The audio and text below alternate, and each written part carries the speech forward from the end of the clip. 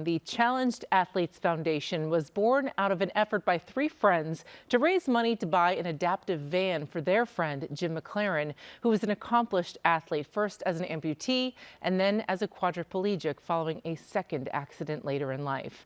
Well, after hosting the first San Diego Triathlon Challenge, a bigger need was realized and CAF was founded. Kristen Smith has more. So I'm really excited to hear about Challenged Athletes. Can you just tell me about it? We raised $49,000 through Little Triathlon. Thought our job was done. Three amputee women came to us and said, "It's great what you did for Jimmy. He got us into endurance sports, but did you know when you get injured, your health insurance covers a walking around leg or an everyday wheelchair? Nothing to do with sport is covered." We got our 501(c) and decided if someone needed a piece of equipment, training, coaching, travel, to stay in the game of life through sport, that CAF would always be there. It's been 28 years. We've raised $134 million. We've sent out over 35,000 grants to athletes in 73 countries for, more importantly, 105 different sports. You know, in all you've done and seen, I'd love to know your response to the phrase, "I can't." Doesn't exist. And a perfect example, Glenn Hartrick. This is a guy who ran marathons basically every weekend, did multiple Ironman events, was an able-bodied, serious age group athlete.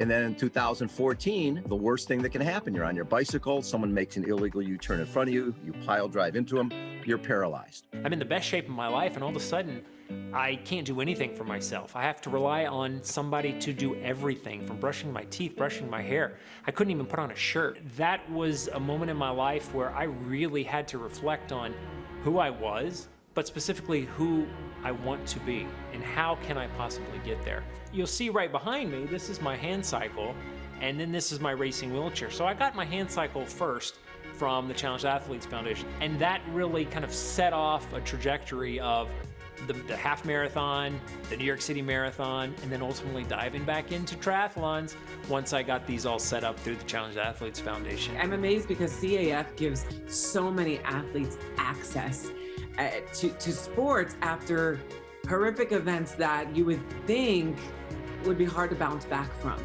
Without the access that CAF provides, where do these athletes find themselves? A $2,500 or $3,500 hand cycle can change somebody's life. You know, that shouldn't be a barrier to someone living a full life. It really shouldn't. And that, to me, is the most important aspect of this. What I tell every single person that gets injured is that when the time is right, CAF will be there, and there will be something for you to do. And sure enough, I get as many people as I can get involved with the organization. We get people hand cycles. We end up getting race chairs, prosthetic legs, you name it, there's something for everybody. But I know what the power of sport can do and how it's really a dress rehearsal for life. And that's one of the things that the organization's given to me and given to so many people as well. Another thing that I think about and I talk about a lot is the fact that we have to live life through the windshield and not the rearview mirror. That bad things happen to all of us. Happens to me, happens to you, happens to friends, family. We have to pick up the pieces and find a way to move forward. And I think with support of my friends, my family, the Challenged Athletes Foundation, that's exactly what we did. When someone gets injured, we want to be that first call, because if you eliminate that spiraling depression, if somebody's a double above knee amputee and has just been injured and they have a double above knee amputee come visit them in the hospital and talk about, "Hey, I did the Ironman last year, I ran a marathon," you find out that there is life after tragedy. What an incredible foundation. In fact, the Super Bowl host committee thought so highly of this program. It was one of 56 to receive a $10,000 grant as part of its Champions Live Here program. How about that?